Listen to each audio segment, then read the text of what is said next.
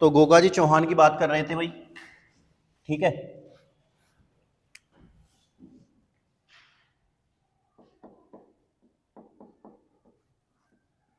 तो कल हमने सारी की सारी जो स्टोरी है भाई, ये तो अपन ने देख ही ली थी, ठीक है ना। और कुछ चीजें अपन ने लिखी भी थी गोगा जी चौहान के बारे में, ठीक है। तो अगर अपन बात करें भाई,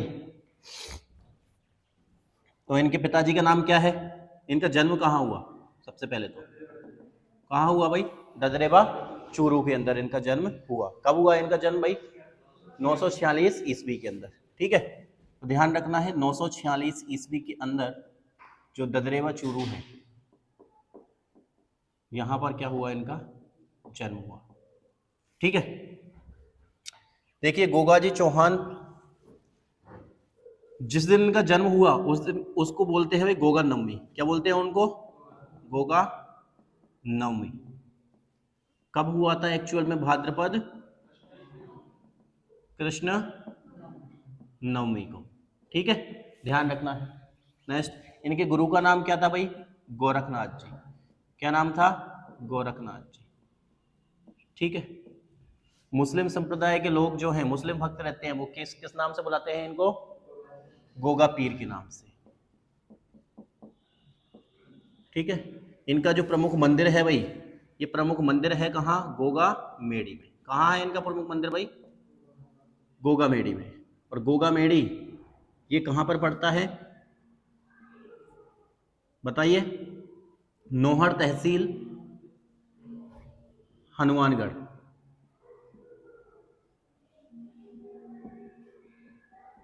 नौहर तहसील हनुमानगढ़ के अंदर इनका जो है ये स्थान पड़ता है भाई, ठीक है।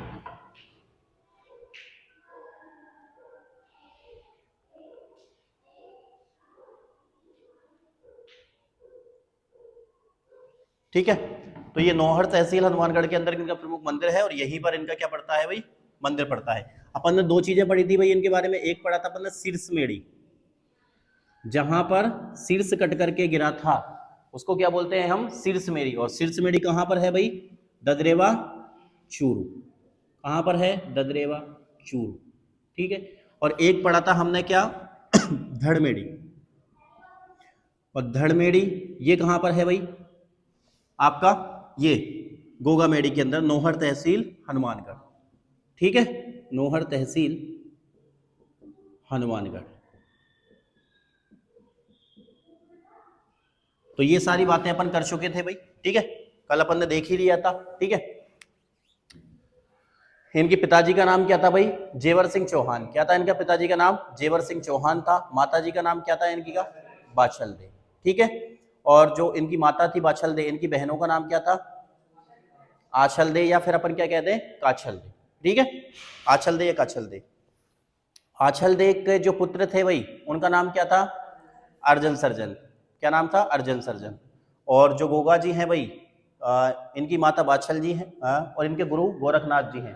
गोरखनाथ जी ने कौन सा पदार्थ दिया था भाई, गुग्गल पदार्थ।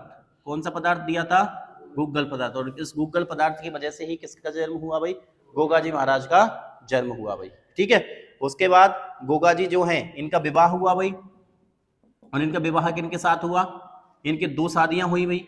नंबर 1 एक तो थी सूरियल, और ये जो सूरियल थी ये कहाँ की थी भाई, यूपी की। कहाँ की थी ये, यूपी उत्तर प्रदेश, ठीक है। और एक थी केलमदे, नंबर 2 कौन थी भाई, केलमदे। और जो केलमदे थी ये कहाँ की थी भाई, मारवाड़ की। मारवाड़ का शासक थे बुड्ढोजी, और बुड्ढोजी की क्या थी ये, पुत्री, या हम कह दे पाबूजी की भतीजी थी केलमदे, ठीक है। केलमदे को बचाया था इन्होंने सर्पदंश से। किससे बचाया था भाई, सर्पदंश से। इसीलिए इनको क्या बोला जाता है, सर्प रक्षक देवता बोला जाता है, ठीक है। तो ये सारी चीजें हमने देख ली थी। इन्होंने युद्ध किए थे किस किस के साथ, इनका समकालीन शासक कौन था भाई, समकालीन शासक मोहम्मद गजनवी, मोहम्मद गजनी। ये मोहम्मद गजनी क्या था इनका, समकालीन शासक था। मोहम्मद गजनी कहाँ जा रहा था भाई, सोमनाथ मंदिर को लूटने के लिए कहाँ जा रहा था, गुजरात जा रहा था। लेकिन ये बीच में ही विश्राम करने लग गया सतलज नदी के तट पर, जो कि पंजाब और राजस्थान के बीच में यहाँ पर पड़ता है आप, ठीक है। और वहीं पर यहाँ पर युद्ध हुआ और गोगा जी के कौन कौन शहीद हो गए भाई, इनके बताया जाता है कहानियों के अंदर कि पुत्र तो थे इनके पास कितने, 47, कितने 47, भतीजे कितने थे भाई 60, कितने भतीजे थे 60, और इनके पास सैनिक थे 1100, कितने सैनिक थे 1100, और इन सैनिकों को क्या हो गया भाई, बलिदान हो गया इस युद्ध के अंदर गोगा जी, ठीक है। उसके बाद इनका दूसरा युद्ध होता है भाई किनके साथ होता है, अर्जन सर्जन के साथ, और दूसरा युद्ध होता है अर्जन सर्जन के साथ, और दूसरे युद्ध के दौरान भीषण युद्ध होता है, और अर्जन सर्जन से जब ये युद्ध कर रहे थे तो इनका जो सिर है वो कट जाता है, और सिर कट करके कहाँ गिरता है ददरेवा चूरू के अंदर, इसीलिए सिर को बोलते हैं शीर्ष, तो यहाँ पर क्या बन गया शीर्ष मेड़ी।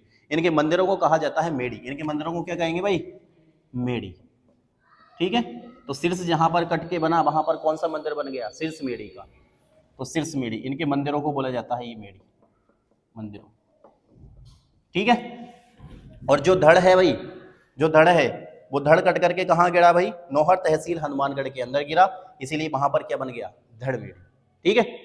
उसके बाद महमूद गजनवी ने इनको क्या उपाधि दी थी भाई, किस नाम से पुकारा था, जाहिर पीर, क्या कहा था भाई, जाहिर पीर। जाहिर पीर का मतलब क्या होता है, देवताओं के समान। जब ये युद्ध लड़ रहे थे तो ऐसे लग रहे थे जिस प्रकार से देवता राक्षस का वध करते हैं, वैसे ही जो गोगा जी हैं वो महमूद गजनी के जो सैनिक हैं उनका क्या कर रहे थे, संहार कर रहे थे। तो महमूद गजनी ने इनको क्या कहा था भाई, जाहिर पीर कहा था, ठीक है। उसके बाद अर्जन सर्जन की बात हो ही गई है, ठीक है। अब हम तो कहां तक लिख लिया था भाई आपने कल, मुझे बताओ एक बार, कहां तक लिख लिया था, उपनाम, मेला लिख लिया था कि इनका मेला नहीं लिखा था, है ना। चलो, तो उपनाम, उपनाम की बात करें भाई हम।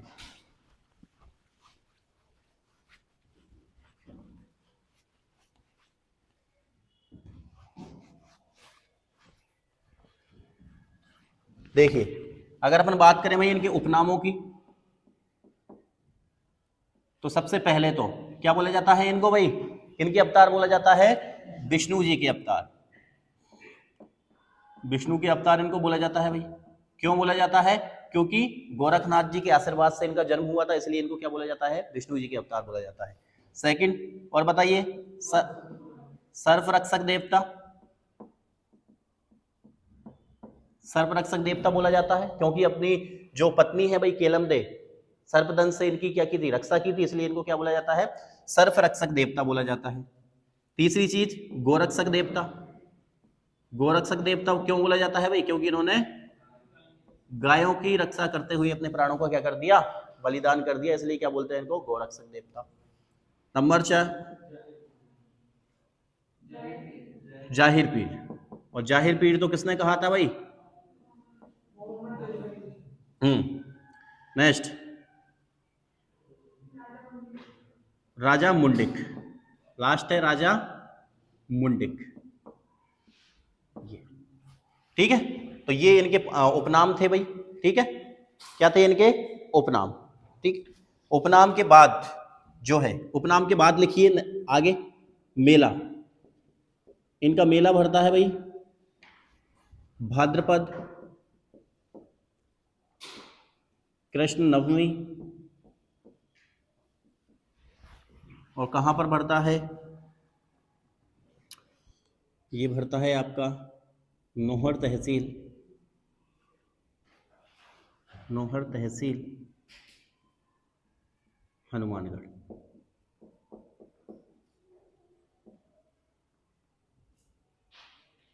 हनुमानगढ़, ठीक है।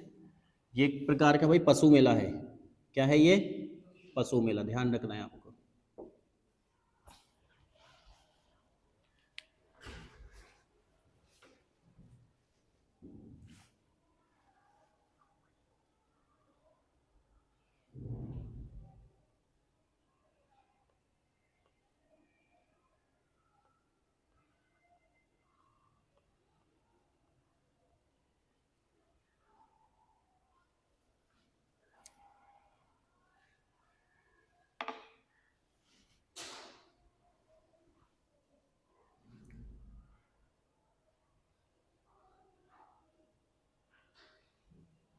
भाद्रपद कृष्ण नवमी, नोहर तहसील, हनुमानगढ़।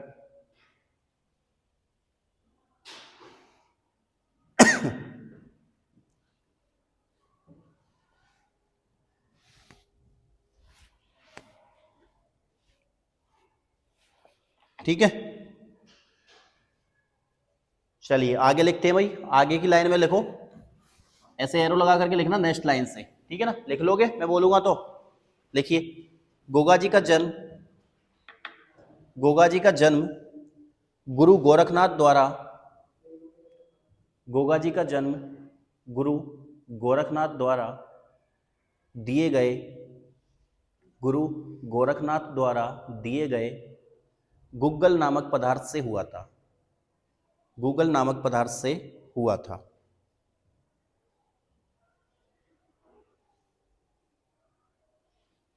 नेक्स्ट लाइन में लिखो एरो लगा करके, गोगा जी को गुरु गोरखनाथ ने सांपों की सिद्धियां दी थी, गोगा जी को गुरु गोरखनाथ ने सांपों की सिद्धियां दी थी।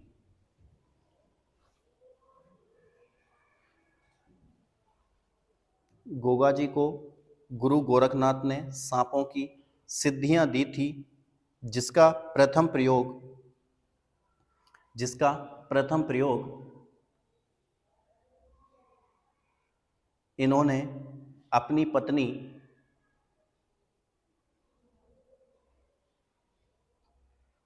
इन्होंने अपनी पत्नी केलमदे को बचाकर किया, जिसका प्रथम प्रयोग इन्होंने अपनी पत्नी केलमदे को बचाकर किया।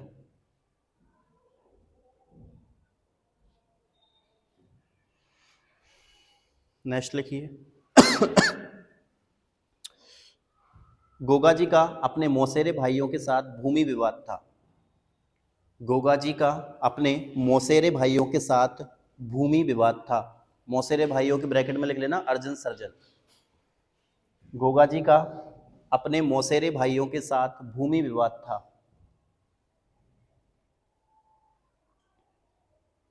भूमि विवाद था।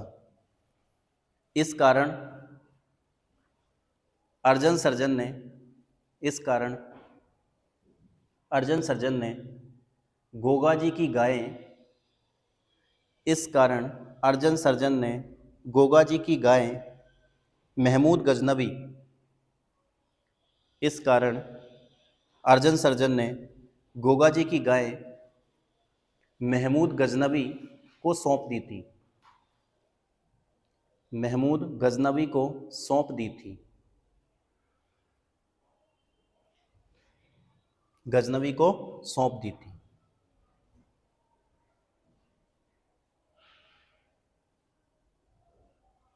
नेक्स्ट लाइन में लिखिए, गोगा जी ने 1024 ईस्वी में, गोगा जी ने 1024 ईस्वी में सतलज नदी के तट पर,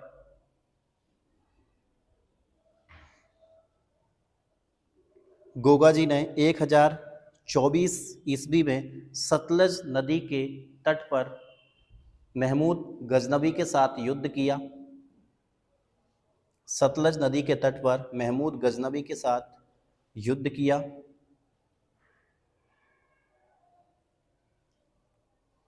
इस युद्ध में गोगा जी ने, इस युद्ध में गोगा जी ने अपने 47 पुत्रों, इस युद्ध में गोगा जी ने अपने 47 पुत्रों, 60 भतीजों, 60 भतीजों और 1100 सैनिकों का बलिदान दिया था। 47 पुत्रों, 60 भतीजों और 1100 सैनिकों का बलिदान दिया था।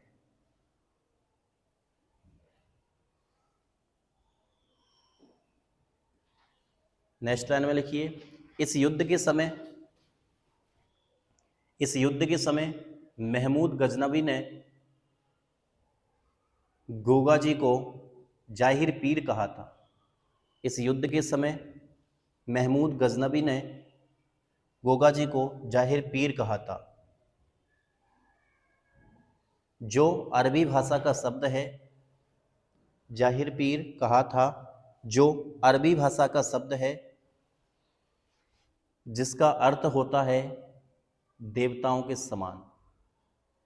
जो अरबी भाषा का शब्द था जिसका अर्थ होता है देवताओं के समान।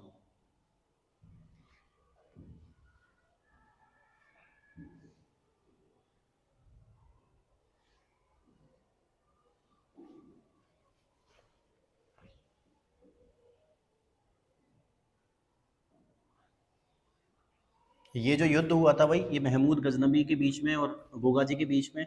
तो यहाँ पर एक कवि का नाम आता है, इन कवि का नाम है, एक जैन कवि है, ठीक है, डायरेक्ट ध्यान रखेंगे हम। तो ये है एक निजामत खां, या जान कवि बोलते हैं, निजामत खां, ठीक है।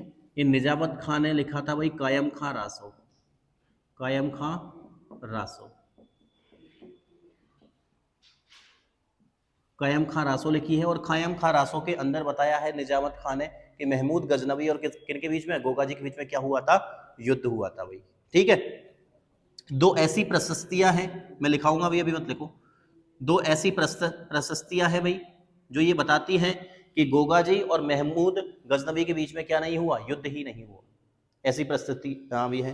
नंबर 1 है, एक है भाई आपकी रणकपुर प्रशस्ति,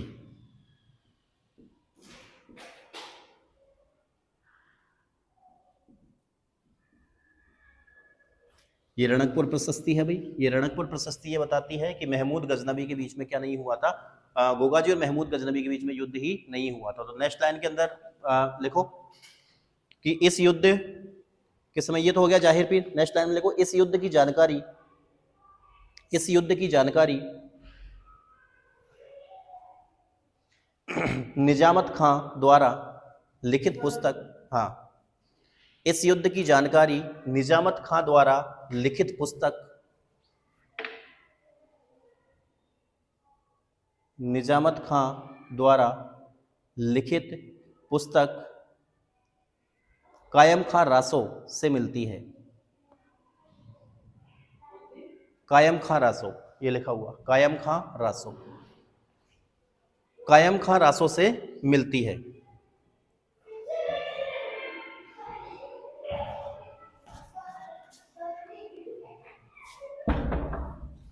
ठीक है। और दो ऐसी प्रशस्तियां हैं भाई जो ये बताती हैं कि गोगा जी और महमूद गजनबी के बीच में युद्ध ही नहीं हुआ। एक तो है रणकपुर प्रशस्ति है, ठीक है, और ये एक ख्यात है भाई, ये है दयाल दासरी ख्यात, दयाल दासरी ख्यात। ये बस ये बताती है कि किसके साथ युद्ध हुआ था, अर्जन सर्जन के साथ, महमूद गजनबी के साथ युद्ध ही नहीं हुआ था, ठीक है।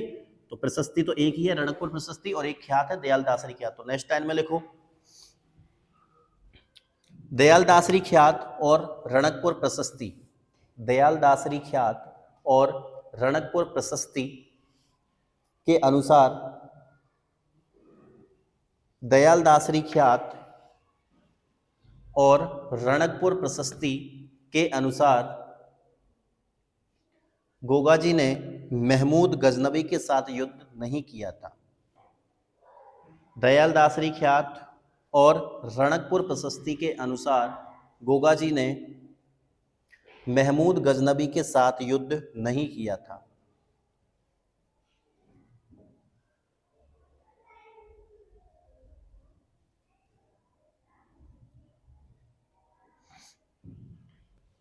नेक्स्ट लाइन में लिखो गोगा जी का अर्जन सर्जन के साथ युद्ध करते समय, गोगा जी का अर्जन सर्जन के साथ युद्ध करते समय शीर्ष और धड़ अलग हो गए थे। अर्जन सर्जन के साथ युद्ध करते समय शीर्ष और धड़ अलग हो गए थे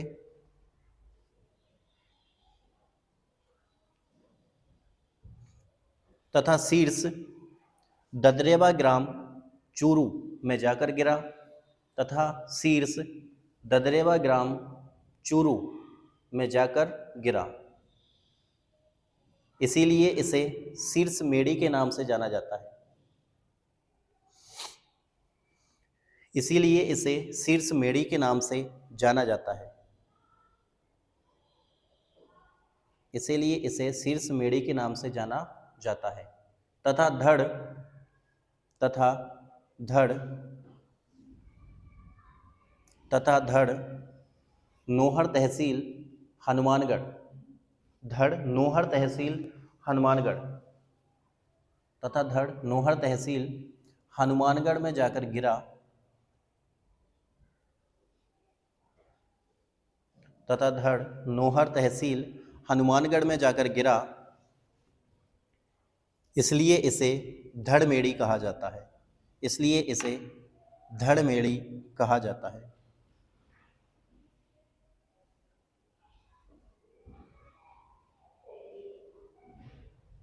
नेक्स्ट लाइन में लिखिए, शीर्ष कटने के बाद, नेक्स्ट लाइन में, शीर्ष कटने के बाद भी गोगा जी का धड़ लड़ता रहा। शीर्ष कटने के बाद भी गोगा जी का धड़ लड़ता रहा, इसीलिए इन्हें राजा मुंडिक कहा जाता है। शीर्ष कटने के बाद भी गोगा जी का धड़ लड़ता रहा, इसीलिए इन्हें राजा मुंडिक कहा जाता है। राजा मुंडिक कहा जाता है। Something went wrong. Please try again. राजा मुंडिक कहा जाता है। नेक्स्ट लाइन के अंदर लिखिए,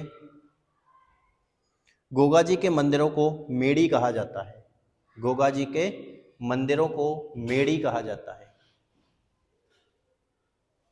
गोगा जी के मंदिरों को मेढ़ी कहा जाता है। ये लिख रहा मेढ़ी।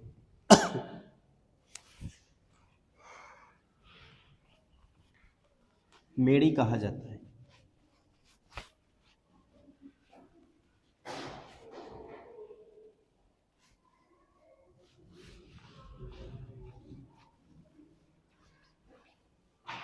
देखिए, अब हम देखेंगे इनकी प्रमुख शब्दावली भाई, प्रमुख शब्दावली।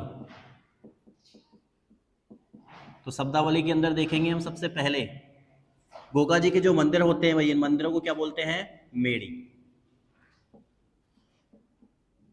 क्या बोलेंगे भाई? मेढ़ी बोलते हैं इनके मंदिरों को।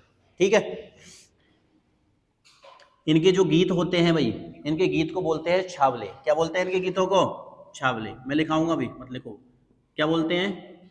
छावले। ठीक है, इनके गीतों को क्या बोलते हैं? छावले। ठीक है। इनकी जो ध्वजा होती है भाई, इस ध्वजा को बोला जाता है निशान। क्या बोला जाता है? निशान। ठीक है। इनके मंदिर के अंदर जो पुजारी होते हैं भाई, ये दो पुजारी होते हैं। एक होता है हिंदू पुजारी, और एक होता है भाई मुस्लिम पुजारी। मुस्लिम पुजारी। और मुस्लिम पुजारी को बोला जाता है चोयल। क्या बोला जाता है? चोयल। ठीक है, ये चोयल ध्यान रखना है। मुस्लिम पुजारी को क्या बोला जाता है भाई? चोयल बोला जाता है। ठीक है। हाँ, क्या बोल रहे हो? हिंदू तो जो ये भूपे वगैरह जो रहते हैं आपके, हाँ ठीक है। मुस्लिम पुजारी को क्या बोलते हैं? चोयल। नेक्स्ट आगे की अगर अपन बात करें भाई, लेट कहां से आ रहा है रे? हैं? कॉलेज से?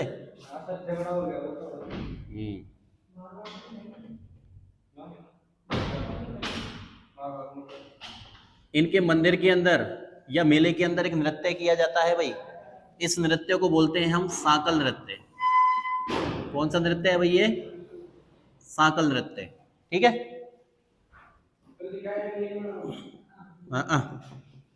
लिखा है नहीं है, बहुत मैंने लिखा दिया। वाद्य यंत्र का यूज करते हैं भाई डेरू। कौन सा वाद्य यंत्र है? डेरू नामक वाद्य यंत्र। और जो डेरू नामक वाद्य यंत्र है भाई, ये कैसा वाद्य यंत्र होता है? अवनद। कैसा होता है? अवनद। ठीक है, तो ये अपने को ध्यान रखना है। अवनद, अवनद वाद्य। ठीक है। अवनद का मतलब ये होता है भाई कि इनको ठोक करके या पीट करके बजाया जाता है। ये अवनद जो वाद्य, ये डेरू रहता है ना, ये आम की लकड़ी से बनता है भाई। किससे बनता है? आम की लकड़ी से। जैसे ढोलक वगैरह नहीं रहती क्या, ढोलक ऐसे, तो ढोलक को पीट पीट करके बजाते नहीं बजाते हम, वो होते हैं अवनद। ठीक है ना। तो आम की लकड़ी से बनता है डेरी। तो ध्यान रखना है, मंदिर को क्या बोलेंगे? मेड़ी बोलते हैं भाई। गीत क्या कहलाते हैं? छावले कहलाते हैं। ध्वजा क्या कहलाती है? निशान कहलाती है। पुजारी दो होते हैं, हिंदू और मुस्लिम। ये मुस्लिम पुजारी जो है भाई, ये 11 महीने रहता है। कितने महीने रहता है ये मंदिर के अंदर? 11 महीने। और 1 महीना हमारा हिंदू पुजारी रहता है भाई। 1 महीना कौन रहता है? हिंदू पुजारी रहता है। ये 1 महीना कब कौन से महीने में रहता है? भाद्रपद के। भाद्रपद का जो महीना रहता है, क्योंकि भाद्रपद कृष्ण नवमी को क्या बढ़ता है? मेला बढ़ता है। और मेला बढ़ता है तो सभी आते हैं भाई, तो उस समय पर हिंदू पुजारी मौजूद रहता है। तो हिंदू पुजारी 1 ही महीने रहता है, मुस्लिम पुजारी 11 महीने रहता है। ठीक है। नृत्य कौन सा किया जाता है भाई? सांकल नृत्य। कौन सा वाद्य यंत्र है? डेरू। डेरू नामक वाद्य यंत्र है भाई। ठीक है। तो हेडिंग बनाइए, प्रमुख शब्दावली।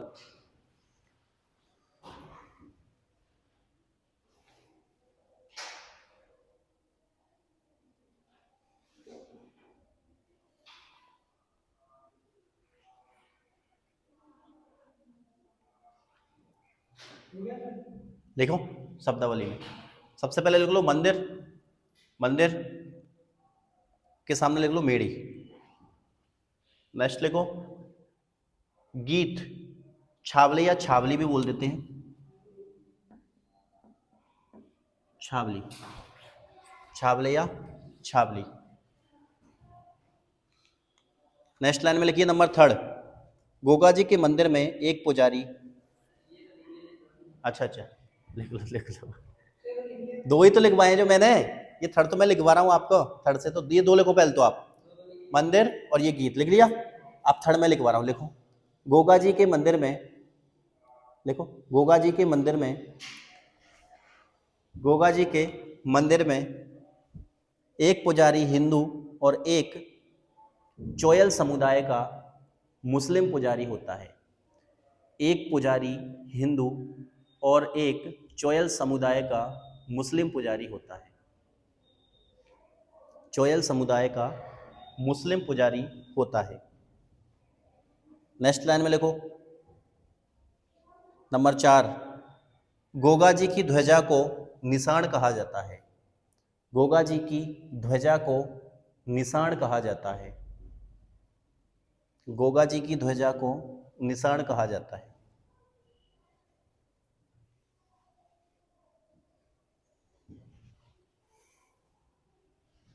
लिख लिया। नेक्स्ट लिखिए गोगा जी की फड़ का वाचन। गोगा जी की फड़ का वाचन डेरू नामक वाद्य यंत्र। गोगा जी की फड़ का वाचन डेरू नामक वाद्य यंत्र। डेरू नामक वाद्य यंत्र। ब्रैकेट में क्या लिखोगे? अवनद। डेरू नामक वाद्य यंत्र के द्वारा किया जाता है। डेरू नामक वाद्य यंत्र के द्वारा किया जाता है। और ब्रैकेट में लिखना है अवनद।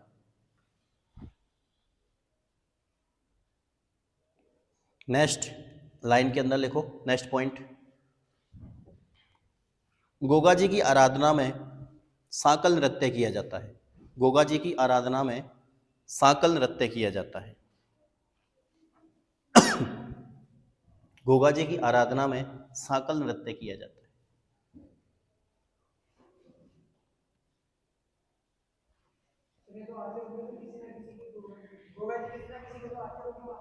क्या मतलब किसी न किसी के तो आते होंगे। अब आते तो होंगे यार, आते ही हैं यार, अपन क्या बताएं अब। आते होंगे, आते हैं, आजकल सब आते हैं भाई, सारे देवी देवताएं आते हैं भाई, ये भी आते ही होंगे, गोगा जी महाराज। ठीक है। नेक्स्ट लिखिए। ये शब्दावली खत्म होती है भाई। ठीक है ना। अब डायरेक्ट नेक्स्ट लाइन में एरो लगा करके लिखोगे ऐसे। नेक्स्ट लाइन में लिखना है एरो लगा करके लिखो।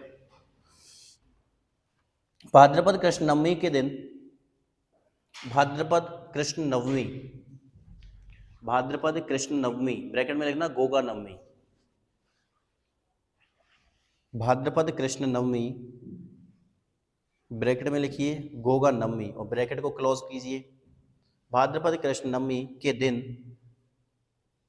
किसान अपने हल को 9 गांठों वाली राखी बांधता है। भाद्रपद कृष्ण नवमी के दिन किसान अपने हल को 9 गांठों वाली राखी बांधता है। 9 गांठों वाली राखी बांधता है, जिसे गोगा राखड़ी कहा जाता है। जिसे गोगा राखड़ी कहा जाता है। गोगा राखड़ी, जिसे गोगा राखड़ी कहा जाता है। भाई राखी क्यों मानते हैं हल को? इसलिए मानते हैं भाई क्योंकि हल कहाँ चलता है, मिट्टी के अंदर चलता है, तो मिट्टी के अंदर सांप वगैरह होते हैं, ये मर जाते हैं कभी कभी, ठीक है ना। इसीलिए क्या बांधी जाती है? गोगा राखड़ी राखी बांधी जाती है 9 गांठों की। और इनको क्या बोलते हैं? अब नवमी थी उस दिन, इसलिए 9 गांठें बांधते हैं। कितनी गांठें बांधते हैं? 9 गांठें। क्या कहा जाता है? गोगा राखड़ी कहा जाता है, ठीक है।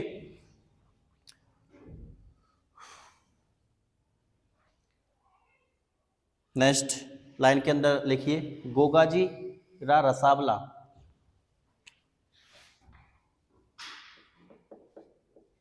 गोगाजी रा रसावला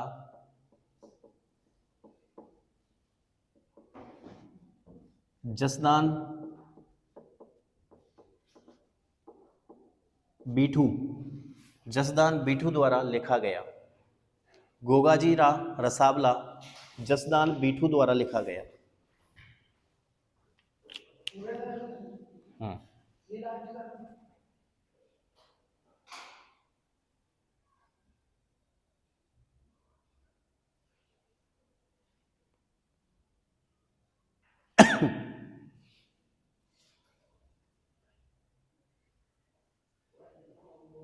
नेक्स्ट लाइन के अंदर लिखिए गोगाजी का स्थान खेजड़ी वृक्ष के नीचे बनाया जाता है। गोगाजी का स्थान खेजड़ी वृक्ष के नीचे बनाया जाता है। खेजड़ी वृक्ष के नीचे बनाया जाता है। खेजड़ी वृक्ष के नीचे क्यों बनाएंगे भाई? क्योंकि खेजड़ी वृक्ष के आसपास जो सांप वगैरह रहते हैं वो ज्यादा होते हैं भाई, ठीक है ना। और खेजड़ी सबसे ज्यादा पाया जाता है, ठीक है ना। तो इसीलिए कहावत होती है कि गांव गांव खेजड़ी, गांव गांव गोगाजी। हाँ, ठीक है ना। तो खेजड़ी सबसे ज्यादा पाया जाता है और खेजड़ी के आसपास ही सांप वगैरह होते हैं भाई। तो ज्यादातर खेजड़ी के वृक्ष के नीचे ही इनके जो मंदिर वगैरह हैं ये बनाए जाते हैं, ठीक है ना। इसीलिए ये कहावत है कि गांव गांव खेजड़ी, गांव गांव गोगाजी। तो ये हो गए हैं भैया आपके, ठीक है। उसके बाद लिखिए प्रमुख मंदिर। प्रमुख मंदिर,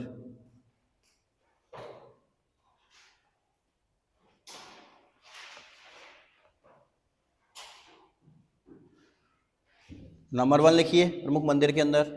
नंबर 1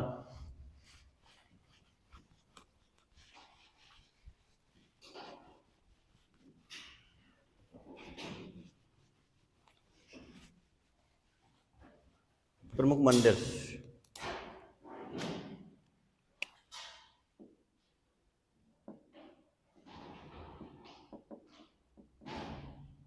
प्रमुख मंदिरों की बात करें तो नंबर पहला जो मंदिर है भाई ये है शीर्ष मेड़ी के अंदर, लिखो ददरेवा ग्राम चूरू, शीर्ष मेड़ी।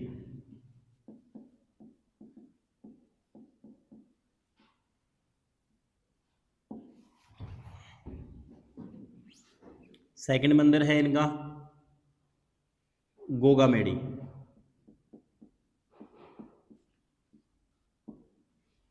नोहर तहसील हनुमानगढ़।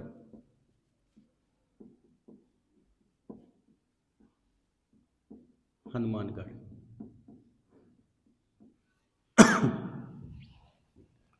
मेला लिख लिया ना अपन ने, कहाँ पर पड़ता है? गोगा मेड़ी के अंदर। मेला लिखा नहीं लिखा? लिख लिया, ठीक है। लिखिए इसके अंदर ये गोगा मेड़ी नोहर तहसील हनुमानगढ़ के अंदर जो मंदिर है भाई, इस मंदिर के अंदर लिखना है इस मंदिर का निर्माण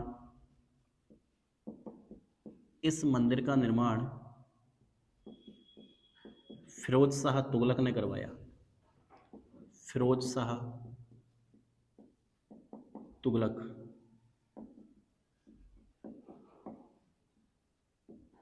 ने कराया। नेक्स्ट लिखिए, यह मंदिर, अब फिरोज शाह ने निर्माण करवाया है तो मंदिर कैसा होगा? मकबरे नुमा। यह मंदिर मकबरे नुमा है, मकबरे नुमा आकृति में बना है।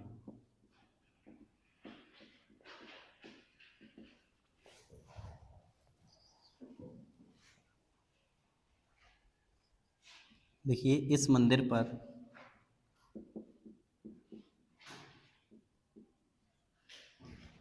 बिस्मिल्लाह शब्द,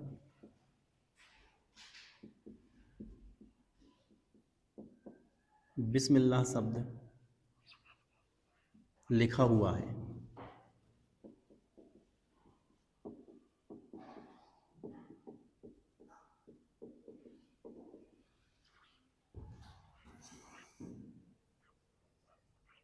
नेक्स्ट लिखिए, वर्तमान स्वरूप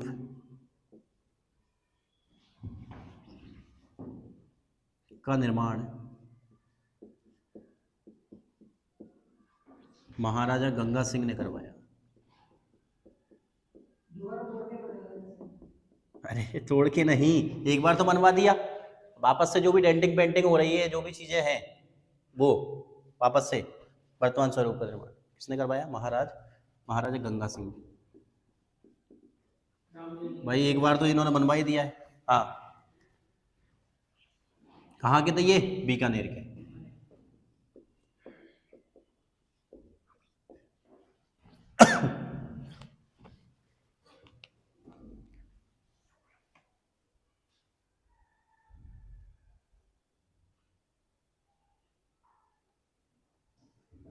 नेक्स्ट लिखिए, यह गोगा जी की मृत्यु स्थली है। यह गोगा जी की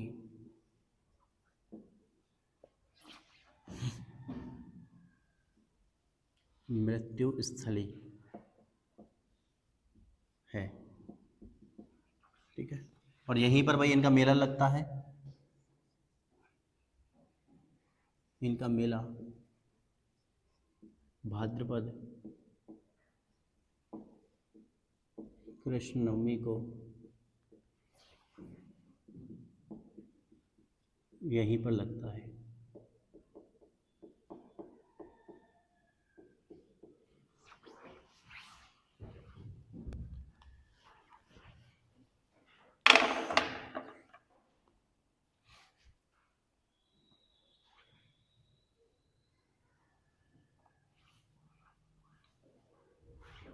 नंबर 3 मंदिर लिखो लास्ट,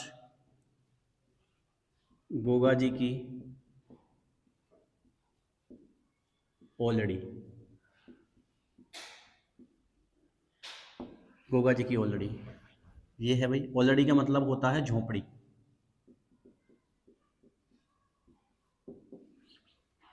ये है खिलेरियों की ढाणी।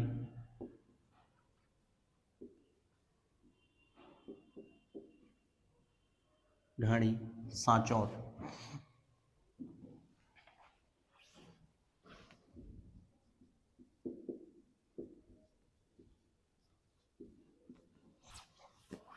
ये इनके मंदिर हैं। मंदिर इंपोर्टेंट है, ध्यान रखना।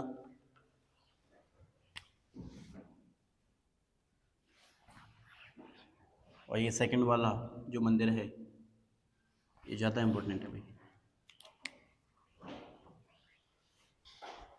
ठीक है, तो ये खत्म होते हैं भाई हमारे कौन? गोगा जी। तो ये गोगा जी महाराज खत्म हुए भाई हमारे। ठीक है, तो ध्यान रखना है, इनका सबसे पहला मंदिर तो कहाँ है भाई? ददरेवा ग्राम चूरू के अंदर है, जहां पर इनका सिर कट करके गिरा था। इसको क्या बोलते हैं हम? शीर्ष मेढ़ी बोलते हैं। ठीक है, दूसरा मंदिर है इनका गोगा मेढ़ी के अंदर, नोहर तहसील हनुमानगढ़, जहां पर धड़ गिरा था, इसलिए इसको क्या बोलते हैं? धड़मेड़ी या धुरमेड़ी इनको बोला जाता है। ध्यान रखना, इस मंदिर का निर्माण किसने करवाया था? फिरोज शाह तुगलक। ठीक है, अब फिरोज शाह तुगलक ने, मुस्लिम समाज का है ये, तो मुस्लिम है तो भाई कैसी आकृति बनाई इसकी? मकबरे नुमा। ठीक है, तो ध्यान रखना है मकबरे नुमा आकृति का है भैया। ठीक है, इंपोर्टेंट है। इस मंदिर पर जब फिरोज शाह तुगलक मुस्लिम है तो मुस्लिम ने मकबरे नुमा बनवाया, और मकबरे नुमा बनवाया तो इस मंदिर पर क्या लिखवा दिया उसने? बिस्मिल्लाह। बिस्मिल्लाह का मतलब होता है, जो भी मुस्लिम धर्म के जो लोग रहते हैं वो अपना कोई भी शुभ काम करने से पहले बिस्मिल्लाह बोलते हैं। क्या बोलते हैं? बिस्मिल्लाह। कोई भी शुभ काम करना होता है ना उनको, तो शुभ काम करने से पहले क्या बोलते हैं वो? बिस्मिल्लाह। तो बिस्मिल्लाह शब्द का नाम इन्होंने यहाँ पर लिखवा दिया भाई। ठीक है, और वर्तमान स्वरूप का निर्माण किसने करवाया? महाराजा गंगा सिंह ने। भाई महाराजा गंगा सिंह जी के बारे में कहा जाता है कि एक बार ये युद्ध कर रहे थे, और युद्ध करते करते, देख रहा है, एक बार ये युद्ध कर रहे थे महाराजा गंगा सिंह जी, और युद्ध करते करते युद्ध भूमि में गिर जाते हैं, और युद्ध भूमि में गिर जाते हैं तो ये करणी माता को याद करते हैं, और करणी माता से कहते हैं कि भाई मुझे वापस खड़ा कर दो आप, ताकि मैं युद्ध लड़ सकूं। आराधना करते हैं उनकी। तो करणी माता इनसे आकर के कहती हैं कि आपने मेरे लिए किया क्या है जो मैं आपकी हेल्प करूं? आपने मेरे लिए क्या किया है भाई? तब से महाराजा गंगा सिंह जी कहते हैं कि आज से मैं क्या करवाऊंगा? मंदिरों का निर्माण करवाऊंगा। क्या करवाऊंगा? मंदिरों का निर्माण। और तब से ये क्या करने लग गए भाई? मंदिरों का निर्माण करवाने लग गए। ठीक है, तो महाराज अपने वहां पर भी देखा था रामदेव जी का जो मंदिर है, रामदेवरा। ठीक है ना, गोगा जी की क्या है ये? मृत्यु स्थली है भाई। इनका यहाँ पर मेला लगता है भाद्रपद कृष्ण नवमी को। ठीक है, गोगा जी का पशु मेला, ध्यान रखना है। और इनके पशु मेले के अंदर कौन आते हैं? सांप वगैरह, सांप बिच्छू, ये पशु ये आते हैं इनके मेले में भाई। सांपों के देवता है क्योंकि ये, ठीक है ना। सांप माप काट दे मेले में तो जहर में नहीं चढ़ता है इनके मेले में। ठीक है ना, तो तुमको काट ले, तुम कभी जाओ सांप काट ले तो जहर नहीं चढ़ेगा, चिंता मत करना। ठीक है, गोगा जी का मेला है भैया। ठीक है, ऐसे कैसे काट लेगा? काट लिया तो जहर नहीं चढ़ेगा ना, बोलते रहा हूँ। काट लिया तो काट लेने दो, वो घूमना तुम तो सांपों के बीच में है। अरे जो सांपों का भाई ये मेला वगैरह रहता है ना, गले में डाल डाल के घूमते रहते हैं। घूमते नहीं घूमते? तुम्हारे गले में डाल देते हैं, कुछ नहीं होगा, वो उनकी रेस्पॉन्सिबिलिटी है भाई वो है।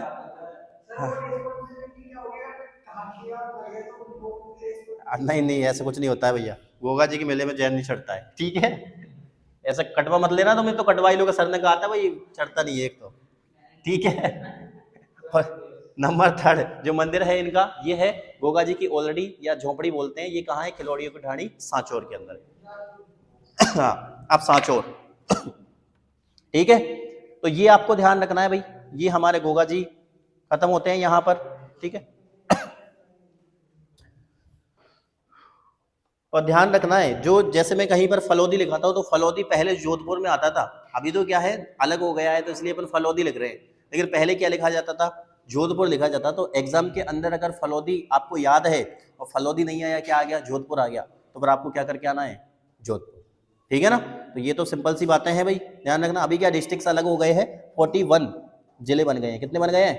41 जिले। ठीक है ना, तो उनके अकॉर्डिंग ही हम पढ़ रहे हैं भाई, न्यू पैटर्न के हिसाब से। ठीक है ना, तो इसलिए फलोदी में है तो फलोदी ही लिखा है मैंने। ठीक है, तो ये खत्म होते हैं भाई। तो एक बार अपन फिर से देख लेते हैं, गोगा जी का रिवीजन कर लेते हैं, उसके बाद हम आगे बढ़ जाएंगे। सबसे पहले जन्म की बात करें, 946 ईस्वी के अंदर हुआ भाद्रपद कृष्ण नवमी को, जिसको बोला जाता है गोगा नवमी। ठीक है, तो इनका जन्म है भाई कहाँ हुआ? ददरेवा चूरू के अंदर। इनके पिताजी का नाम क्या है? जेवर सिंह चौहान है, और माता का नाम क्या है? बाछल दे है। ठीक है, जो माता है बाछल दे, इनकी बहन का नाम क्या है? आछल या काछल। ठीक है, आछल और काछल से पुत्र का जन्म होता है, जिनका नाम क्या है? अर्जन और सर्जन। सबसे पहले इनके कोई पुत्र नहीं था, बाछल दे के और जेवर सिंह जी किया। तो ये कहाँ जाते हैं? अपने गुरु गोरखनाथ जी के पास जाते हैं, और गोरखनाथ जी बोलते हैं कि जो जेवर सिंह जी हैं, आप किनसे शादी कर लो भाई? आछल से। किससे कर लो? आछल से। और आछल से पुत्रों का जन्म होता है, अर्जन और सर्जन। उसके बाद जो है बाछल दे को घर से बाहर निकाल दिया जाता है, और बाछल दे जैसे ही घर से बाहर निकलती हैं तो कहाँ पर चली जाती हैं? वो गुरु गोरखनाथ जी की शरण में चली जाती हैं, और गुरु गोरखनाथ जी उनको वहीं पर रखते हैं। वहां पर रहती है और बहुत परिश्रम करती है। और गोरखनाथ जी सोचते हैं कि कितनी ईमानदार है, ऑनेस्ट है, हार्ड वर्किंग है, तो उसके लिए क्या देते हैं? गूगल नाम का पदार्थ देते हैं। और गूगल नाम के पदार्थ से किसका जन्म हो जाता है? गोगा जी का। किसका जन्म हो जाता है भैया?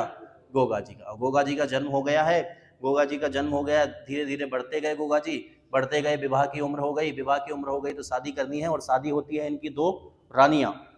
नंबर 1 है सूरियल, जो कि कहाँ है, यूपी की है, उत्तर प्रदेश की है, और नंबर 2 है केलमदे। और केलमदे कहाँ की है भाई, मारवाड़ शासक बुड्ढो जी की क्या है, पुत्री है, या कहें हम पाबू जी की क्या है, ये भतीजी है। ठीक है, तो ये बारात लेकर के जाते हैं मारवाड़, और मारवाड़ के अंदर बारात लेकर के जाते हैं भाई, तो वहां पर देखते हैं कि बारात ने इनका स्वागत नहीं किया, क्योंकि केलमदे को किसने काट लिया था, सांप ने।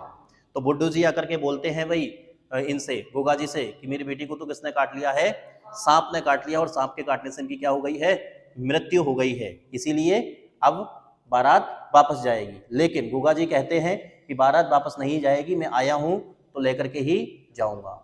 और इस प्रकार से फिर जो है सांपों की सिद्धियां इनको मिलती हैं। सांपों की सिद्धियां कौन देते हैं भाई, गुरु गोरखनाथ जी।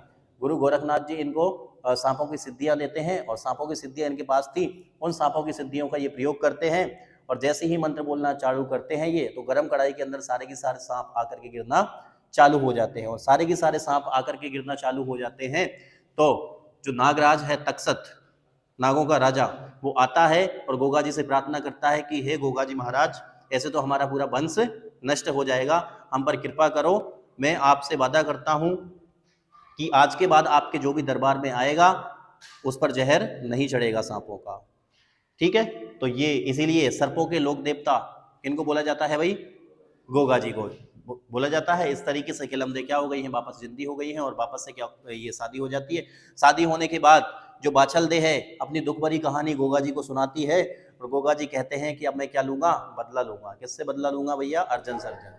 और अर्जन सर्जन के पास जाते हैं और कहते हैं कि मुझे क्या चाहिए, भूमि, और भूमि चाहिए। तो अर्जन सर्जन और गोगा जी के बीच में क्या हो जाता है, भूमि विवाद चालू हो जाता है। भूमि विवाद चालू हो जाता है, तो इसका बदला लेने के लिए अर्जन सर्जन क्या करते हैं, गोगा जी की गायों को किसको सौंप देते हैं भाई, महमूद गजनी को, गजनबी को, महमूद गजनबी को सौंप देते हैं बदला लेने के लिए, कि भाई गायों को सौंप देते हैं। ठीक है, तो जैसे ही महमूद गजनबी को गायें सौंप देते हैं भाई ये अर्जन सर्जन, तो गोगा जी जाते हैं किसके पास, महमूद गजनबी के पास, और महमूद गजनबी से कहते हैं कि हमारी गायों की कोई गलती नहीं है, और ना ही मैं आपको इतना जानता हूँ और ना जानना चाहता हूँ, ठीक है, इसलिए हमारी गायों को क्या करो, छोड़ दीजिए। लेकिन महमूद गजनबी नहीं मानता है, तो गोगा जी ने बोला कि एक ही परिणाम है, युद्ध होगा। तो इनके बीच में फिर युद्ध होता है, और युद्ध होता है तो अपने 47 पुत्र, 60 भतीजे और 1100 सैनिकों का क्या हो जाता है, गोगा जी के बलिदान हो जाता है। और बलिदान हो जाता है तो फिर अकेले गोगा जी जाते हैं और युद्ध करते हैं, और युद्ध करते हैं तो नरसंहार होता है वहाँ पर। और जो आपका महमूद गजनबी है, ये उनको देख करके जाहिर पीर कहता है, क्या कहता है, जाहिर पीर, कि ये तो किसके समान लड़ रहे हैं भाई, देवताओं के समान लड़ रहे हैं।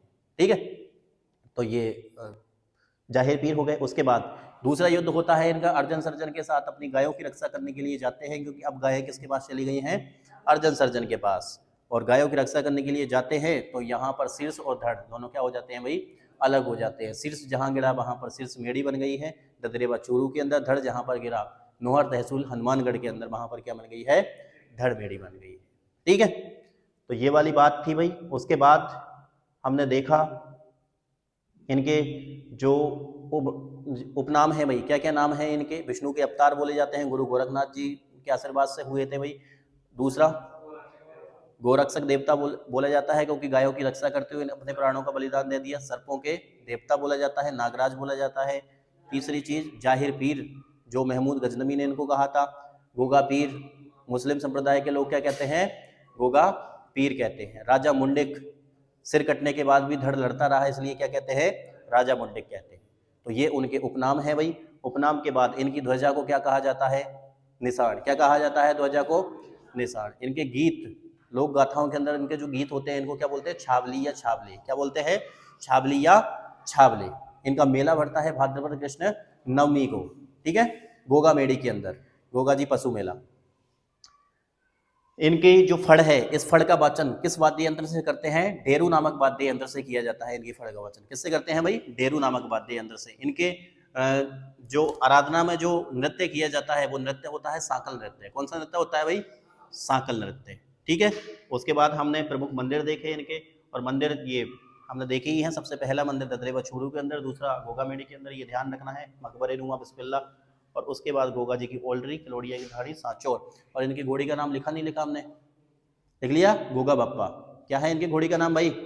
गोगा बप्पा। घोड़ी का नाम लिखा नहीं लिखा देखो एक बार, लिख लिया? ठीक है, गोगा बप्पा या नीली घोड़ी इनको बोलते हैं। ठीक है, और इनके जो स्थान होते हैं वो किसके नीचे होते हैं? खेजड़ी के वृक्ष के नीचे होते हैं। तो ये गोगा जी के बारे में आपको ध्यान रखना है। तो अभी तक हमने रामदेव जी के बारे में पढ़ लिया है, गोगा जी के बारे में पढ़ लिया है और पाबू जी के बारे में पढ़ लिया है, और रूपनाथ जी या झर्रा जी के बारे में हमने पढ़ लिया है।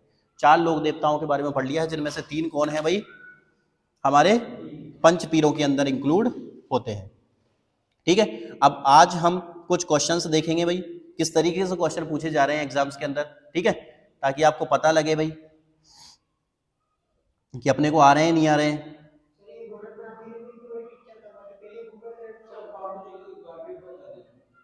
क्यों क्यों बता देना बाबू जी को एक बार, फिर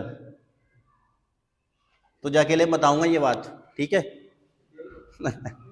क्लास होगी ना, क्लास में देख लेना। क्लास नहीं मिल रही क्या तुझे? क्लास नहीं मिली? क्यों, बाबू जी की क्लास नहीं आई थी क्या अपनी? फिर कैसे नहीं मिल रही तुझे? मैं बताऊंगा तुझे अभी, ठीक है ना? अभी क्लास खत्म होने के बाद बताऊंगा।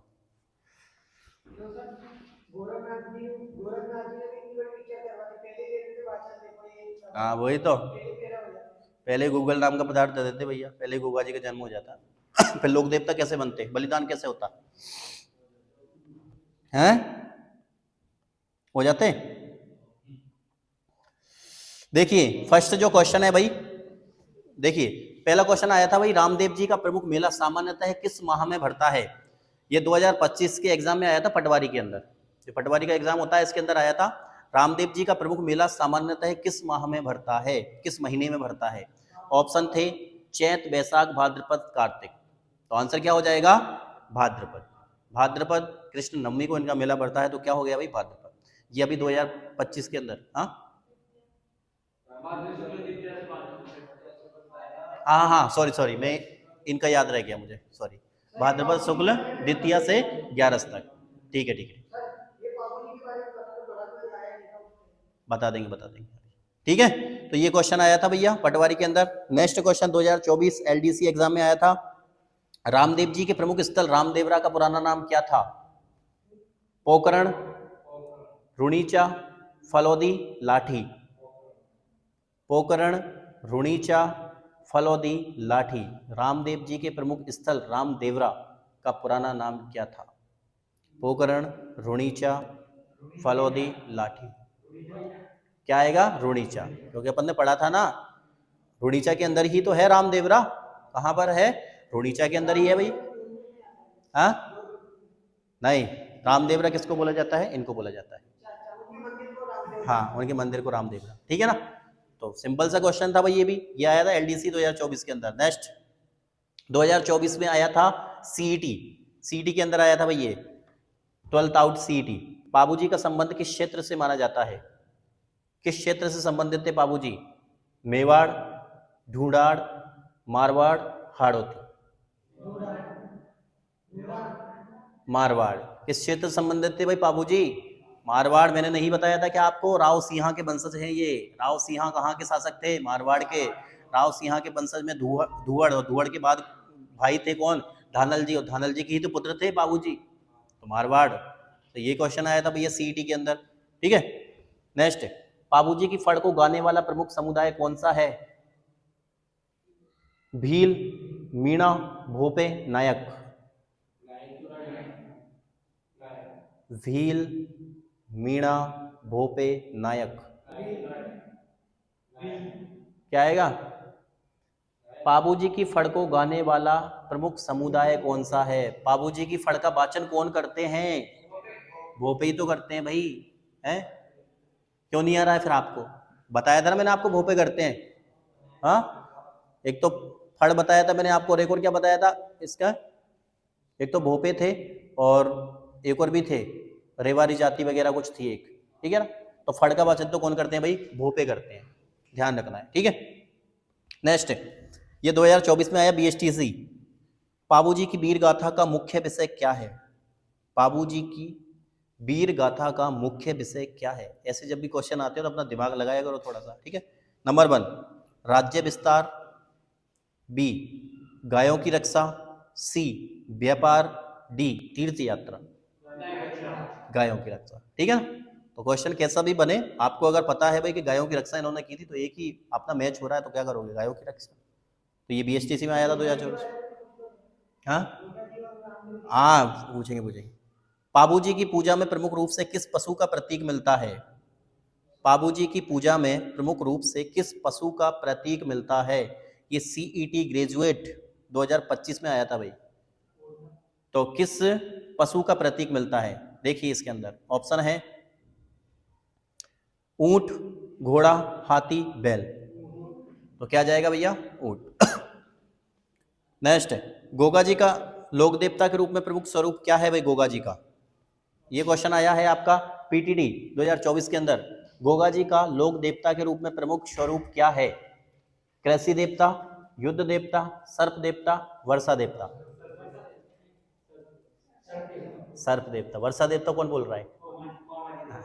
ठीक है, तो सर्प देवता अपने को पढ़ाई अभी अभी तो पढ़े अपन ने। तो ये देखो ऐसे क्वेश्चन आते हैं तो कर लोगे ना इजीली। हाँ ये अलग है, ये पहले पढ़ लिए अपन ने बाबूजी से। हाँ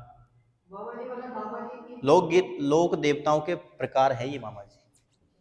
जैसे पीर है ना, पंच पीर आ गए, वैसे मामा जी होते हैं। खारा मामा जी और मीठा मामा जी 2 ही है मामा जी, ठीक है। नेक्स्ट 2025 सीईटी के अंदर एग्जाम आया भैया 12th आउट। गोगा जी की पूजा राजस्थान के अलावा किस राज्य में भी लोकप्रिय है? गोगा जी की पूजा राजस्थान के अलावा किस राज्य में भी लोकप्रिय है भाई?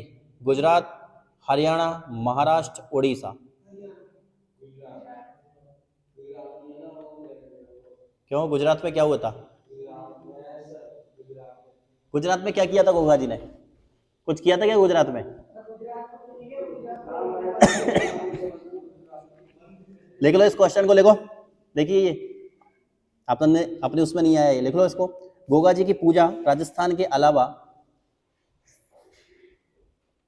गोगा जी की पूजा राजस्थान के अलावा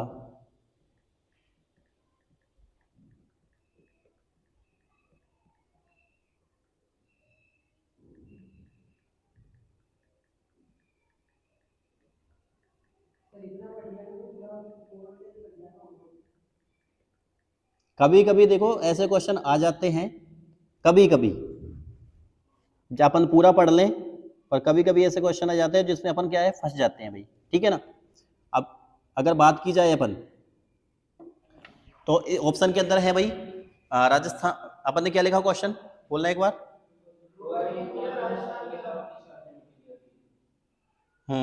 जी की पूजा राजस्थान के अलावा किस राज्य में लोकप्रिय है?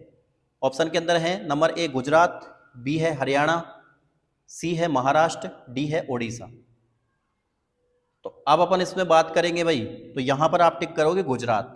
किसको टिक करोगे? गुजरात, ठीक है। तो ये आपको ध्यान रखना है भाई, पश्चिमी राजस्थान के अंदर है ये लोकप्रिय। पश्चिमी राजस्थान के पास में ही क्या है भाई? गुजरात है, इसलिए बस इस तरीके से थोड़ा सा अपने को करना है। तो ये 2025 में आ गया था भाई ऐसा। नेक्स्ट आया था एलडीसी के अंदर 2024 में। गोगा जी का संबंध किस लोक कथा परंपरा से है? पाबूजी की फड़, तेजाजी की कथा, सर्पदंश लोक कथा, कृष्ण लीला। सर्पदंश, ठीक है। सांपों का नाम आते ही गोगा जी कर देना है। नेक्स्ट एक निम्न में से कौन सा लोक देवता फड़ परंपरा से संबंधित हैं? फड़ परंपरा से संबंधित हैं भाई, ठीक है। तो फड़ परंपरा से संबंधित तो सारे ही हैं यहाँ पर, मेरे को छोड़ो। रामसा पीर उपनाम किस लोक देवता से संबंधित है? रामसा पीर रामदेव जी को, ठीक है। राजस्थान में सर्पदंश से रक्षा हेतु किस लोक देवता की मान्यता है? गोगा जी, ठीक है। तो ये बीएसटीसी 2024 के अंदर एग्जाम है। तो ये इस तरीके क्वेश्चन पूछ लिए जाते हैं भाई, तो कर लोगे, दिक्कत तो नहीं है?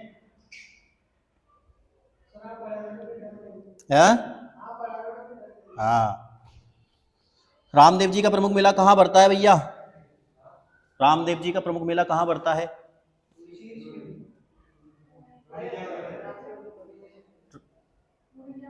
रुणेचा में, कहाँ पड़ता है? रामदेवरा के अंदर, ठीक है। ये रीट के अंदर आया था भाई, रीट। रामदेव जी को किस नाम से जाना जाता है? लोकनाथ, बाबा रामसा पीर, गोरखनाथ, वीर तेजा जी। रामसा पीर, ये आया था बीएसटीसी में। रामदेव जी की पूजा में प्रमुख समुदाय कौन सा है? राजपूत, ब्राह्मण, मुस्लिम और हिंदू दोनों, जैन। मुस्लिम और हिंदू दोनों करते हैं भाई, इसलिए तो पंचपीर है ये कॉमन सेंस वाली बात है। नेक्स्ट, बाबूजी किस लोक देवता के रूप में पूजे जाते हैं? कृषि, पशुपालक, व्यापार, वर्षा। पशुपालक।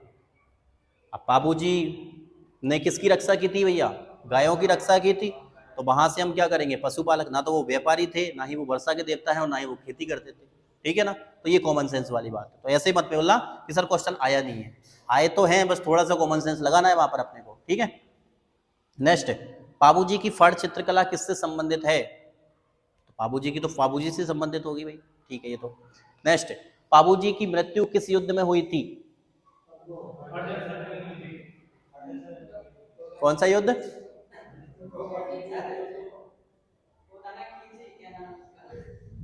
जिंदराव खींची। जिंदराव खींची से गायों की रक्षा करते समय हुई थी भाई।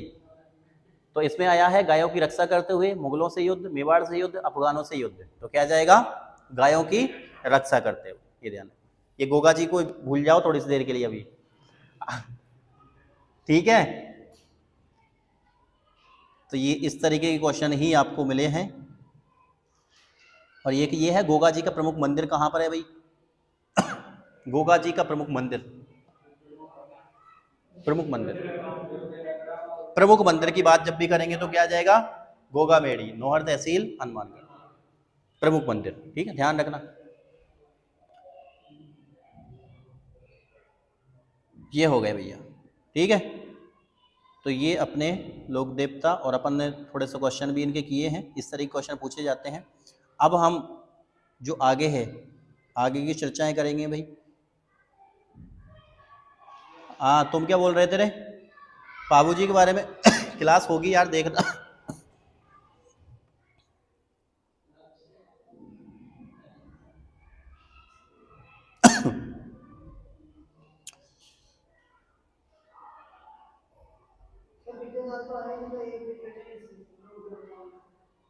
कैसे नहीं आया था?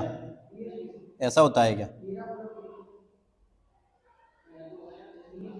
आया तो होगा यार, ऐसी बात नहीं है।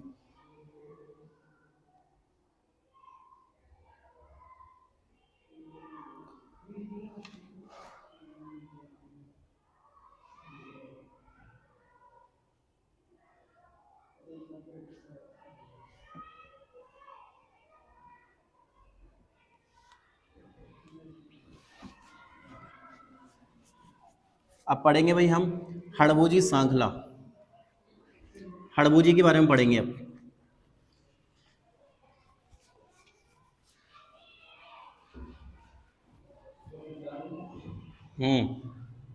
हड़बूजी सांखला।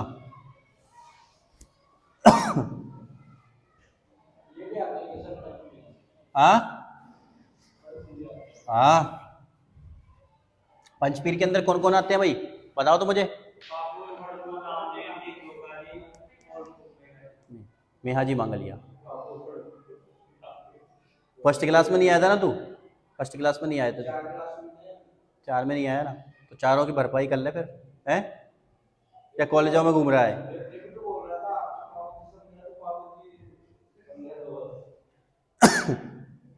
बाबूजी के बारे में क्या देखोगे आप? बाबूजी के बारे में कुछ नहीं है भाई। बाबूजी के बारे में फर्स्ट वीडियो पढ़ी है यार, पूरी की पूरी। तो बड़ी हो गई तो क्या हो गई? स्पीड से देख तू उसको, स्पीड से समझा देंगे। नेक्स्ट है हड़बूजी सांखला।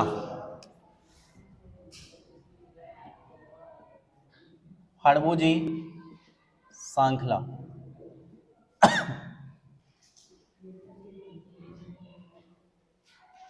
हड़बूजी सांखला, इनका नाम आया था क्या कहीं पर? हाँ हाँ, रामदेव जी के क्या है ये? मौसेरे भाई हैं भाई, पढ़ा था अपन ने, ठीक है ना। वहां पर रामदेव जी जब पढ़ रहे थे तब अपन ने लिखा था, रामदेव जी ने एक ग्रंथ लिखा था 24 वाणियां, और 24 वाणियां ग्रंथ के अंदर इनका वर्णन किया था हड़बू जी का, किया था नहीं किया था, तो ये ध्यान रखना है आपको, ठीक है। तो बात करें अपन इनके जन्म की, तो भाई इनका जो जन्म है ये भाद्रपद शुक्ल सप्तमी, भाद्रपद शुक्ल सप्तमी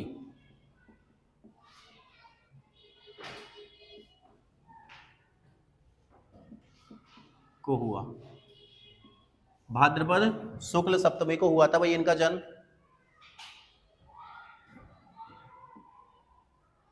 भुंडेल ग्राम, भुंडेल ग्राम खींवसर तहसील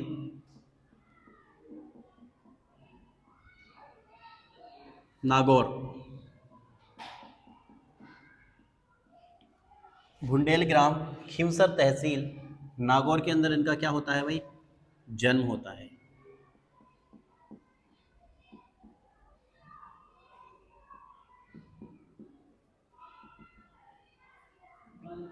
ठीक है। इनके पिताजी का नाम है मेहाजी, या फिर इनको बोल देते हैं महाराज सांखला, भुंडेल भुंडेल महाराज सांखला।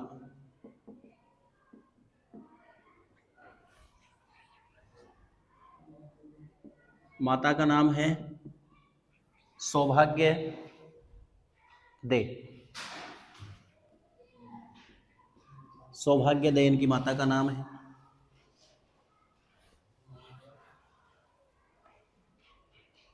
इनकी वाहन या सवारी है भाई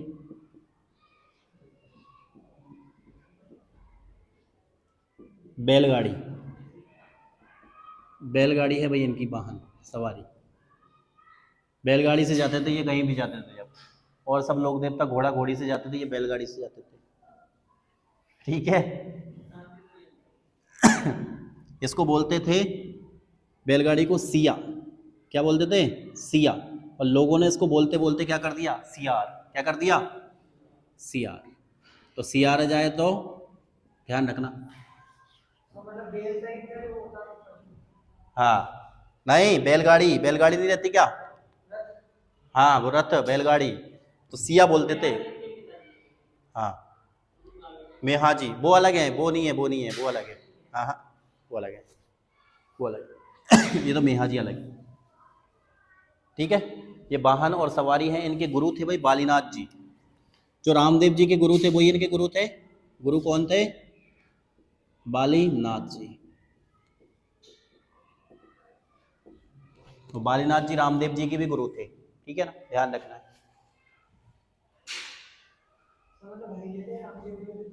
हाँ, इनका मंदिर, इनका मंदिर है बेंगटी गांव फलोदी, बेंगटी गांव फलोदी के अंदर इनका मंदिर है।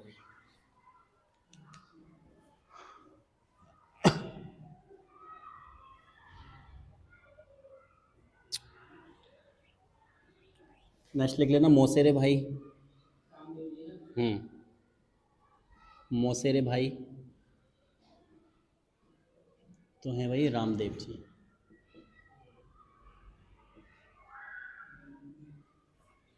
रामदेव जी समकालीन शासक, समकालीन शासक, समकालीन शासक है भाई राव जोधा, राव जोधा, जो कि कहाँ का शासक था भाई, मारवाड़ का।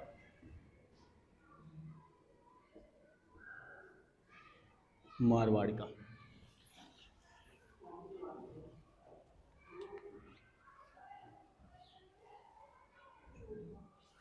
मंदिर मौसेरे भाई समकालीन शासक राव जोधा।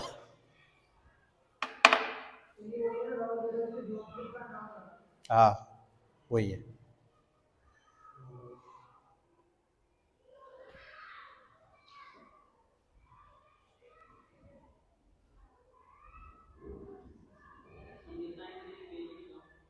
बेंगटी गांव फलोदी, वेंगटी, गे, हाँ, बेंगटी गांव, फलोदी,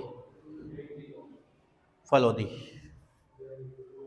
उपनाम लिखिए, शकुन शास्त्र के ज्ञाता बोला जाता है इनको, उपनाम। और उपनाम के अंदर लिखिए शकुन शास्त्र के ज्ञाता, शकुन शास्त्र के ज्ञाता।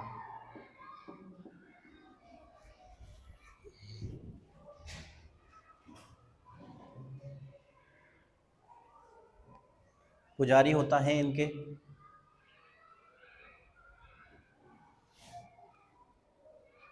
जो पुजारी हैं भाई, ये होते हैं सांखला राजपूत।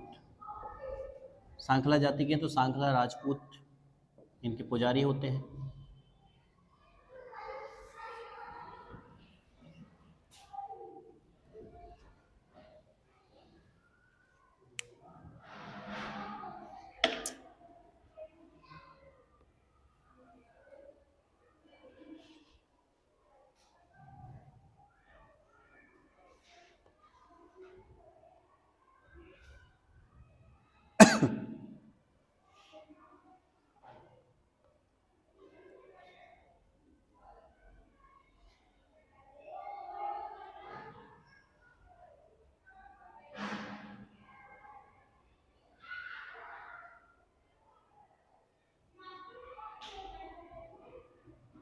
देख लिया? तो ध्यान रखना है भाई, हड़बोजी सांखला की बात करें अपन तो भाद्रपद शुक्ल सप्तमी को, ठीक है ना, ये ध्यान रखना, भाद्रपद शुक्ल सप्तमी, इनके नाम के अंदर सांखला आ रहा है, सांखला से ध्यान रखना सप्तमी, ठीक है ना। इनके नाम के अंदर खे आ रहा है भाई, खे से ध्यान रखना खींवसर तहसील, क्या ध्यान रखोगे, खींवसर तहसील नागौर, ठीक है ना। तो दो चीजें तो यहाँ से याद हो जाएंगी इनके नाम से। हड़बोजी सांखला है, भाद्रपद शुक्ल सप्तमी को इनका जन्म हुआ। बुंडेल ग्राम कौन सी तहसील है भाई, खींवसर तहसील नागौर के अंदर इनका जन्म हुआ। पिता कौन है, मेहाजी या महाराज सांखला इनको बोला जाता है। माता कौन है इनकी, सौभाग्य दे, माता कौन है, सौभाग्य दे। वाहन और सवारी कौन है भाई, बैलगाड़ी, बैलगाड़ी को बोलते हैं सिया, और सिया को बोलते बोलते क्या हो गया, सियार। सियार तो क्या होता है, एक जानवर होता है सियार, ठीक है ना। गुरु, गुरु कौन है इनके, बालीनाथ जी, क्योंकि रामदेव जी के क्या है ये, मौसेरे भाई हैं ये, ठीक है ना। मंदिर कहाँ पर है इनका, बेंगटी गांव फलौदी के अंदर इनका मंदिर है भाई, ठीक है। समकालीन शासक कौन था इनके, राव जोधा, ठीक है। और इनका उपनाम क्या है, शकुन शास्त्र के ज्ञाता। शकुन शास्त्र के ज्ञाता इसलिए बोला जाता है भाई क्योंकि जानवरों के अंदर जो रोग हो जाते हैं, बीमारियां हो जाती हैं, उन रोगों के उपचार करने के लिए जो पद्धतियां हैं वो किसके अंदर लिखी हुई है, शकुन शास्त्र के अंदर। किसके अंदर लिखी हुई है, शकुन शास्त्र के अंदर, ठीक है। और जो हड़बोजी सांखला है, ये जानवरों की जो गाय वगैरह हैं इनकी बीमारियां हो जाती थी भाई, इनको पूरी नॉलेज थी कि वो बीमारी किससे दूर होगी, इसीलिए कहा जाता है कि ये क्या है, शकुन शास्त्र के ज्ञाता है। क्योंकि शकुन शास्त्र के अंदर क्या लिखा हुआ है, जानवरों के अंदर जो बीमारियां होती हैं उनको ठीक करने की विधियां। और हड़बोजी सांखला को तो पहले से ही वो विधियां आती थी, इसीलिए क्या बोल दिया गया, शकुन शास्त्र के ज्ञाता बोला जाता है भैया, ठीक है। अब क्या है भाई, जो इनके पिता है मेहाजी या महाराज सांखला, ये माता है सौभाग्य दे। क्या होता है, इनके जो पिता हैं ये रहते थे भाई, रहते थे तो कुछ ना कुछ आपसी विवाद के कारण की क्या हो जाती है भाई, मृत्यु हो जाती है। क्या हो जाती है इनकी, मृत्यु, लड़ाई झगड़े के कारण की क्या हो जाती है, मृत्यु हो जाती है भाई इनके पिताजी की। अब इनकी पिताजी की मृत्यु हो जाती है तो सौभाग्य दे से बच्चे का जन्म होता है भाई। ये गर्भवती थी उस समय पर, और गर्भवती थी तो किनका जन्म होता है, हड़बोजी सांखला का क्या होता है, जन्म होता है। अब सौभाग्य दे ने सोचा कि अगर मैं यहीं पर रही, खींवसर तहसील नागौर या बुंडेल ग्राम के अंदर रही, तो कहीं ना कहीं ये डर लगा रहता था कि भाई पिताजी की तो हत्या कर ही दी है, कहीं मेरे बेटे की हत्या भी ना कर दें, ठीक है। इसीलिए ये बुंडेल ग्राम या खींवसर तहसील नागौर को छोड़ करके कहाँ चली जाती हैं, फलौदी के अंदर। कहाँ चली जाती हैं भैया, ये फलौदी के अंदर, उस बच्चे को लेकर के, ठीक है। और वहां पर ये बच्चा धीरे धीरे बड़े होते हैं भाई, हड़बोजी सांखला धीरे धीरे बड़े हो रहे हैं, ठीक है। और बड़े हो रहे हैं तो ये अस्त्र शस्त्र चलाना धीरे धीरे सीखने की कोशिश करते हैं। लेकिन इनकी जो माँ है सौभाग्य दे, वो सौभाग्यदेन की माँ कहती है कि आपको अस्त्र शस्त्र सीखने की कोई ज़रूरत नहीं है, क्योंकि उनको डर था कि कहीं अगर ये अस्त्र शस्त्र की विद्या सीखे तो वापस क्या करेंगे, ये युद्ध वगैरह करेंगे, और युद्ध वगैरह करेंगे तो अपने प्राणों का बलिदान हो जाएगा इनके। तो आपको अस्त्र शस्त्र सीखने की कोई ज़रूरत नहीं है। और ये जो इनकी माता है सौभाग्यदे, इनको मिलवाती है किनसे, रामदेव जी से। किनसे मिलवाती है भाई, रामदेव जी से। और रामदेव जी जो हैं, इन्होंने ज़्यादा ऐसे कोई युद्ध नहीं किए थे भाई रामदेव जी ने, ठीक है ना, ये थोड़े शांत स्वभाव के व्यक्ति थे भाई रामदेव जी। तो रामदेव जी से मिलवाती है। तो रामदेव जी कहते हैं कि मैं कोचिंग जाता हूँ बालीनाथ जी के यहाँ। कहाँ कोचिंग जाता हूँ, बालीनाथ जी, मेरे गुरु का नाम है बालीनाथ। क्या ना है, बालीनाथ। तो इसको भी कोचिंग भेजो मेरे साथ, बहुत अच्छी शिक्षा देते हैं भाई बालीनाथ जी, ठीक है। तो रामदेव जी ने पाठ पढ़ाया सौभाग्यदे को, तो सौभाग्यदे ने कोचिंग भेज दिया भैया किसको, हड़बूजी सांगला को। इसीलिए हड़बूजी सांगला के गुरु भी कौन हो गए, बालीनाथ जी, ठीक है।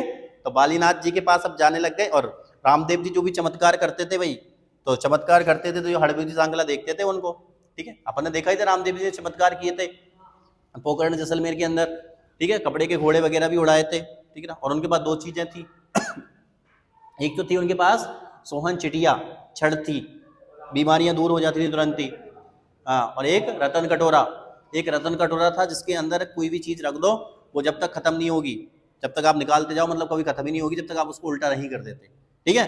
तो ये दो हैं, हाँ। तो रामदेव जी की तो बात कर रहा हूँ मैं, किर की बात कर रहा हूँ, हैं, ठीक है। तो ये चमत्कार भैया देखते थे ये हड़बूजी, ठीक है। तो ये हड़बूजी, अब जो हड़बूजी थे भाई, ये क्या है, इनका प्रेम था गायों के प्रति।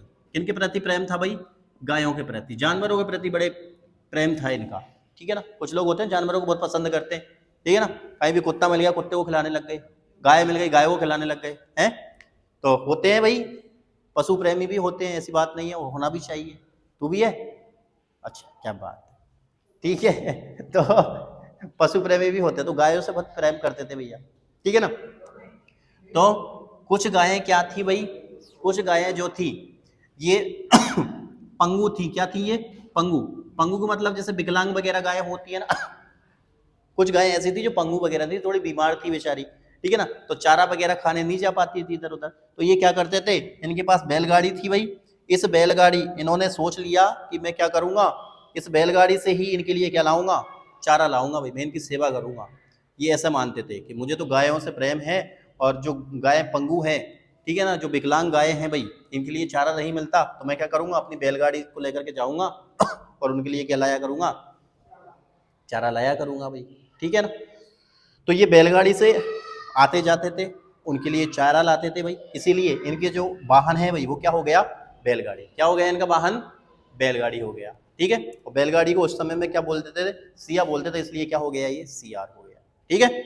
तो ये ध्यान रखना है भाई, ये हड़बूजी सांकला है, चारा वगैरह लाते थे गायों के लिए, ठीक है। तो ये रामदेव जी के साथ रहते थे, और रामदेव जी के साथ ही साथ में दोनों ने कोचिंग की, और दोनों क्या हो गए, बड़े हो गए भाई, दोनों को ज्ञान मिला, ठीक है ना। और आगे देखेंगे हम, और आगे की स्टोरी हम कहाँ देखेंगे, अब कल देखेंगे, ठीक है। और ये जो है इनके समकालीन शासक है राव जोधा।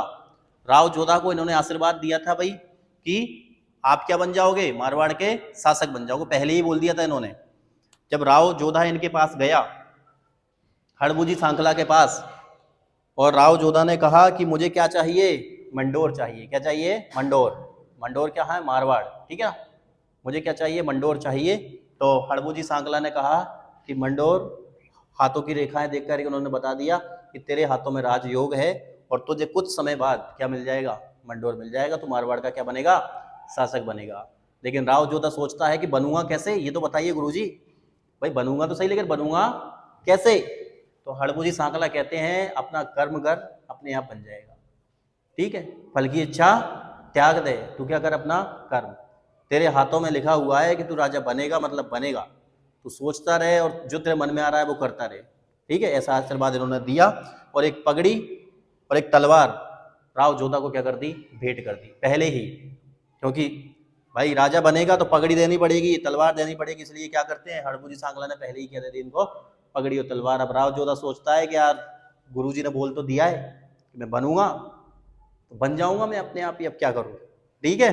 तो राव जोधा आने वाले समय में जाकर के क्या बनता है, मंडोर का या मारवाड़ का क्या बनता है भैया, ये राजा बनता है बाद में। ठीक है, तो ये भविष्यवाणी किसने की थी, हड़बूजी सांखला। किसके आशीर्वाद से राव जोधा राजा बना था, हड़बूजी सांखला के आशीर्वाद से। ठीक है, अब आगे जाकर के क्या हुआ, ये बहुत बड़ी स्टोरी है इनके बारे में, राव जोधा के बारे में, ये हम कल देखेंगे भैया। आवल बाबल की संधि हुई थी। ठीक है, तो वो सारी चीजें हैं। राव जोधा गुरुजी के पास आया कैसे, कहाँ से आया, क्या जरूरत पड़ गई राव जोधा को हड़बूजी सांखला के पास जाने की। ठीक है, तो ये सारी चीजें हैं और इनको कल ही हम खत्म करके कल दूसरे लोक देवता भी स्टार्ट कर देंगे और उनको भी खत्म करने की कोशिश करेंगे। ठीक है,